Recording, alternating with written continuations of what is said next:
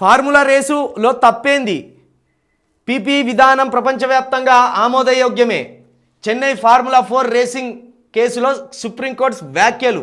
సర్కార్ ప్రైవేట్ సంస్థకు మధ్య జరిగిన ఆర్థిక లావాదేవీల్లో జోక్యమేంటని హైకోర్టుపై అసహనం. మద్రాస్ హైకోర్టు ఆదేశాలను పక్కన పెడుతూ తీర్పు. చలో ఇప్పుడు ఈ తీర్పు కేటీఆర్ గారికి కలిసి వస్తుంది. ఈ తీర్పు కేటీఆర్ గారికి కలిసి వస్తుంది. ఇక్కడ ఫార్ములా రేసు నిధులను ముందు లెక్కలు రాయకుండా తీసి ఖర్చు చేసిన అనేది కేటీఆర్ మీద ఒక అభియోగం. ఎంత అది?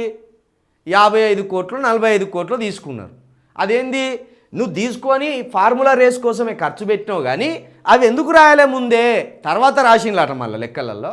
నువ్వు ముందే తీసుకుంటున్నా రాయాలా అంటే మేము ప్రభుత్వంలో ఉన్నాం కాబట్టి తర్వాతనో ముందో రాసుకుంటాం అని కేటీఆర్ వాదన. మొత్తానికైతే లెక్కలు రాసినామా లేదా చెప్పు. ఆ డబ్బు తీసుకుపోయి ఫార్ములా ఈ రేసులో పెట్టినామా లేదా చెప్పు, అది చెప్పు. అంతేగాని ముందు రాయలే వెనుక రాయలేదు అనేది కాదు. కాబట్టి ఇప్పుడు ఇక్కడ ఏమి ఇచ్చింది? చెన్నై ఫార్ములా 4 రేసింగ్లో సుప్రీంకోర్టు సంచలన వ్యాఖ్యలు ఇచ్చిందట.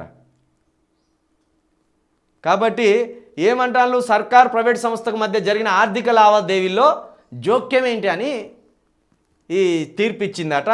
మద్రాస్ హైకోర్టు ఆదేశాలను పక్కన పెడుతూ సుప్రీంకోర్టు ఇలాంటి తీర్పు ఇచ్చిందట. కాబట్టి ఇక ఫార్ములా ఈ రేసులో కేటీఆర్ గారు దోషి కాదు. ఇక తప్పకుండా అతి త్వరలో ఆ కేసు మూతపడుతుంది. మూతపడితే ఇంకో కేసు ఎత్తుక్కోర్రి. టైంపాస్ చేయాలి కదా మరి సర్కారు, ఇంకో కేసు ఎత్తుక్కోర్రి మీరు.